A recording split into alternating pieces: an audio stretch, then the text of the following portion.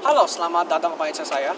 Berkali-kali di masa lalu saya sudah pernah membuat video mobil Eropa maupun juga mobil Jepang, dan kali ini saya kembali dengan sebuah mobil Cina yang sebenarnya belum pernah saya buat videonya.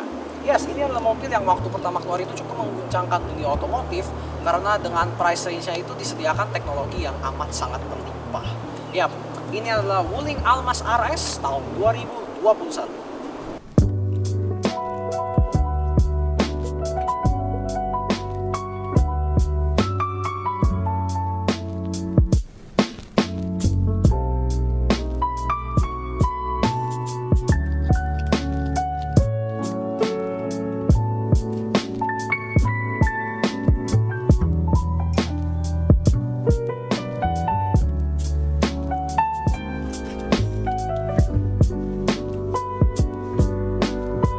Bagian depan Almaz RS ini, fascia depannya ini ada beberapa perbedaan dengan Almaz biasa yang akan saya tunjukkan gambar di sini.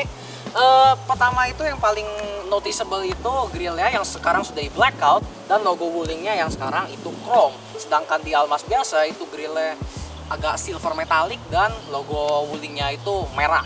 Dan juga dikasih aksen merah di sekitar sini di bawahnya, dan juga dikasih tambahan body kit berupa splitter ini dengan sedikit aksen karbon yang saya kurang yakin apakah asli atau tidak, tapi dengan harga segini sepertinya tidak asli, tapi ya aksen karbonnya dapat. Di sportnya juga dapat.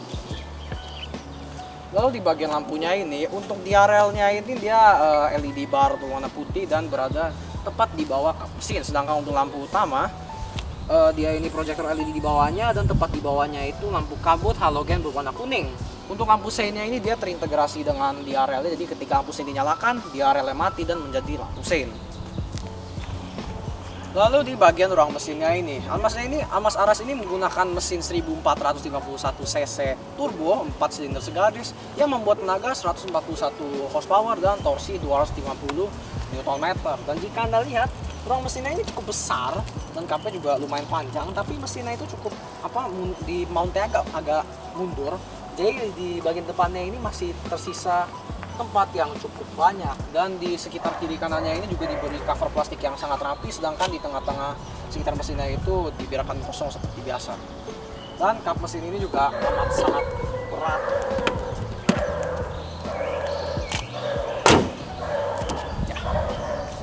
Lalu sebelum kita masuk dalam, kita lihat di bagian velgnya dulu. Dia ini menggunakan profil ban 215/60 R17, dan velgnya sendiri ini ring 17 inci, dan dia ini alloy 2 ton silver dan hitam. Dan kurang lebih 5 palang, tapi per palangnya itu ada 2 spok, jadi anggap saja 10 palang. Lalu sekarang kita lihat ke dalam. Kaca spionnya ini sewarna body dan juga terintegrasi dengan lampu sein LED. Lalu sekarang kita masuk dalam. Untuk door handle-nya ini dia model tarik dan sewarna body, dan juga ada akses smart key-nya. Dan untuk kuncinya sendiri itu ya sudah smart key, depannya ada logo Wuling dan belakangnya ada lock, unlock dan pembuka bagasi, dan juga ada kunci besinya. Sekarang kita masuk ke dalam. Untuk door panel-nya ini, dia ini atasnya plastik, bawahnya plastik, sampai bawah juga sebenarnya plastik. Dan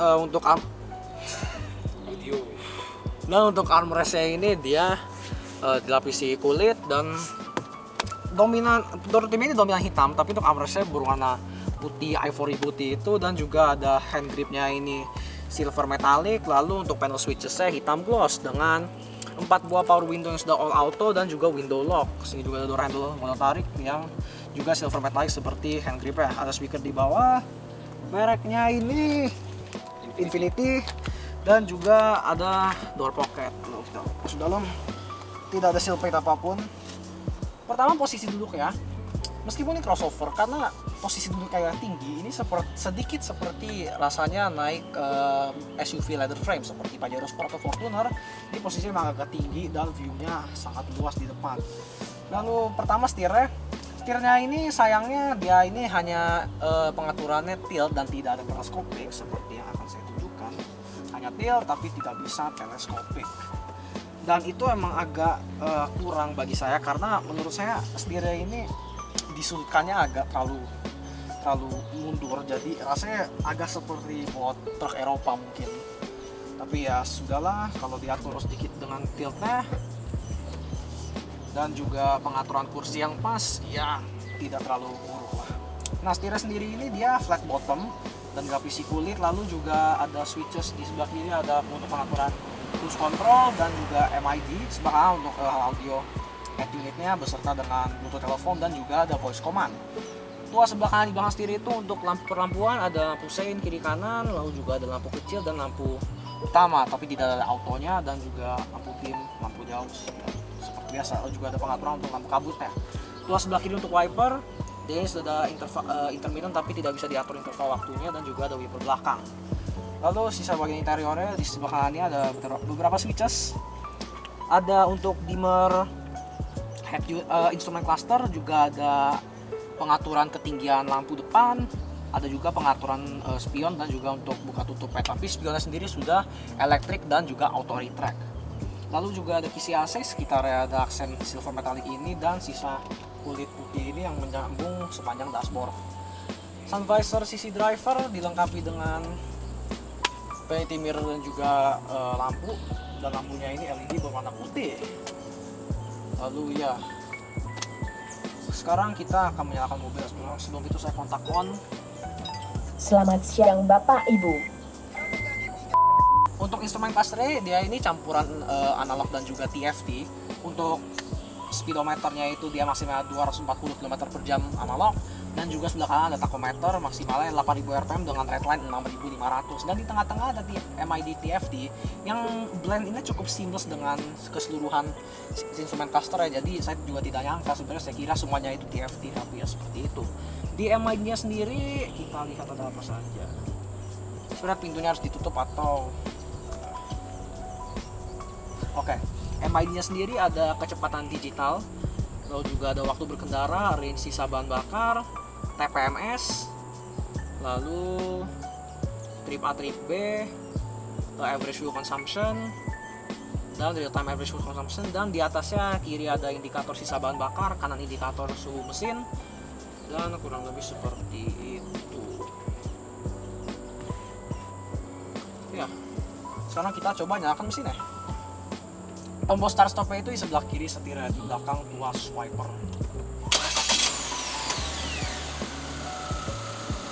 Lumayan senyap. Jadi ya seperti itu kurang lebih. Juga transmisi matic 2 pedal dan juga ada footrestnya. Pengaturan kursi juga sudah elektrik khusus driver beserta dengan pengaturan ketinggian, tapi tidak ada lubar sport. Di sini tidak apa-apa. Bawah sini di driver putra ada tuas pembuka kap mesin dan juga tuas pembuka tangki bensin, dan juga ada tweeter. Sekarang kita pindahkan kameranya ke sebelah sana. Lalu ya sisa dashboardnya ini, seperti yang saya katakan ada aksen kulit putih ini yang memanjang sepanjang dashboard, dan juga untuk instrumen head unitnya ini sangat besar ala-ala Tesla. Ya ala-ala Tesla. Dia ini layar yang dipasang secara vertikal dan sangat besar, dan karena ukuran yang besar ini kurang lebih semua kontrol mobilnya itu ada di layar ini, termasuk AC, karena di bawahnya ada tombol fisik hanya untuk mati nyalakan head unitnya, ada untuk home balik ke home, lalu juga ada mati nyalakan AC-nya, dan juga untuk naik turun volume. Di layarnya sendiri ada banyak hal. Pertama ya pengaturan AC seperti ini, bisa ngatur fan speed dengan slider sama juga dengan temperatur, mati nyalakannya, sirkulasi udara, auto, front defogger, lalu juga ada mode arah sembulan.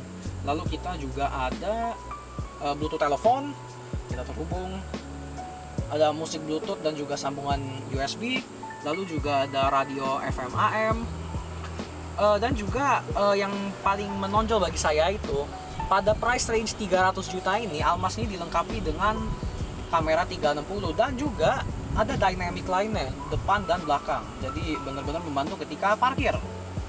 Jadi ya, lalu juga ada settingsnya, pengaturan kendaraan, satellite navigation ya, seperti ini, dan kurang lebih itu saja. Dan ya sini di bawah kisi AC nya satu tombol, di sebelah kiri untuk mematikan traction control, sebelah kanan untuk hazard warning. Dan ya selain setir yang terasa seperti bawa truk Eropa, lampu sein ini juga suaranya seperti truk Eropa, seperti misalnya Scania. Tapi ya out of topic. Di bawah sini juga ada wireless charging. Ya di harga segi itu sangat jarang, bahkan tidak ada mungkin. Dan tuas transmisinya ini dilapisi kulit dengan aksen hitam gloss.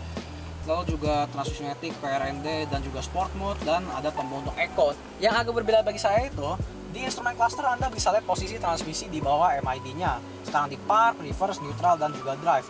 Nah, ketika Anda pindahkan ke Sport, hurufnya tetap D, tapi di sebelah D-nya muncul sebuah S kecil. Yang agak berbeda karena biasanya D-nya itu langsung berubah menjadi S besar. Tapi ya seperti itu. Di konsol tengahnya ini juga ada aksen hitam glossnya ini, lalu di bus ini ada 2 buah cup holder, dan juga electronic parking brake, auto brake hold, dan untuk central lock pintunya itu ada di tengah sini beserta dengan parking sensor dan juga tombol dummy.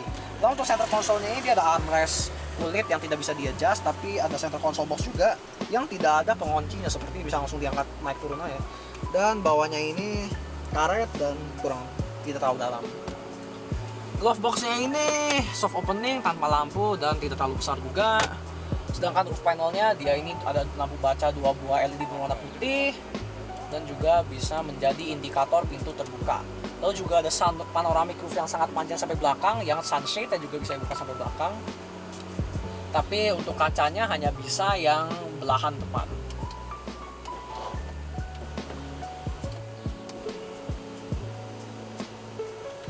Jadi terang ya? Ya, kurang lebih seperti itu. Lalu kaca tengah juga masih di view mirror biasa dan kurang lebih seperti itu. Tolong buka aplikasi navigasi terlebih dahulu. Lalu di bagian belakang Almas ini, karena ini mobil bergerak depan, unusual, dahangnya ini flat bottom, tidak ada hum sedikit pun. Lalu sini juga ada kisi AC 2 buah di tengah yang bisa dibuka tutup. Door trimnya kurang lebih mirip dengan juga Twitter Infinity-nya. Dan ini ada lampu baca LED berwarna putih. Tengah juga ada armrest dengan 2 buah cup holder yang di mount secara horizontal. Dan ini lapis kulit juga. Dan juga ada headrest tengah yang amat sangat kecil, tapi ya setidaknya ada. Dan di belakang tidak terlalu banyak untuk dibahas, selain ada seat pocket juga. Sekarang kita pindah ke belakang. Makasih. Lalu di bagian belakang Almas ini, dia ini kurang lebih juga mirip dengan Almas yang biasa, ini kan yang RS. Bentuk lampunya sendiri juga masih mirip. Tapi selain itu, logo woolly-nya juga sekarang silver chrome. Dan juga ada aksen hitam gloss ini. Lalu juga di bawahnya ada sedikit, oh wait, ini aksen knalpot palsu by the way. Knalpot aslinya itu di bawah situ.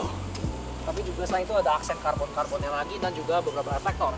Untuk sistem perlampuan, ya saya sangat suka lampunya ini. Karena untuk lampu malamnya LED bar biasa, lampu remnya itu LED titik, enggak sih LED multi reflektor, dan lampu C-nya itu LED sequential. Tapi lampu mundur masih halogen multi reflektor di bawah sini dekat mata kucing ya. Dan juga ada rear wiper, tidak ada rear defogger, dan juga ada high mount stop lamp beserta spoiler, roof rack, dan juga antena shark fin.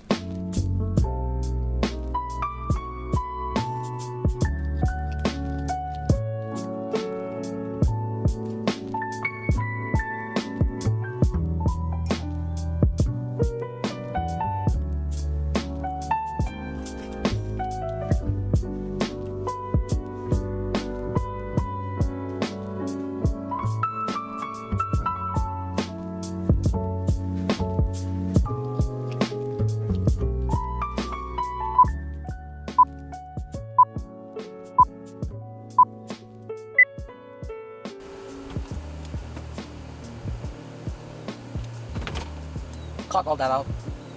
Yang berbeda bagi saya itu, Nyala nggak? nyala, kira sekarang nyala, aneh kan? Oh enggak, karena lu nyalain lampu.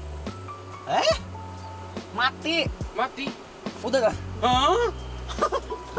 Diam. Lu harus pakai ini, masukin ini. Iya, ntar. Guys, ini pengetahuan baru ya, mohon maaf sumpah. Tadi gua nyetir kayak gini loh, Iya. Cok. Oke. Lalu di bagian belakang Almas ini,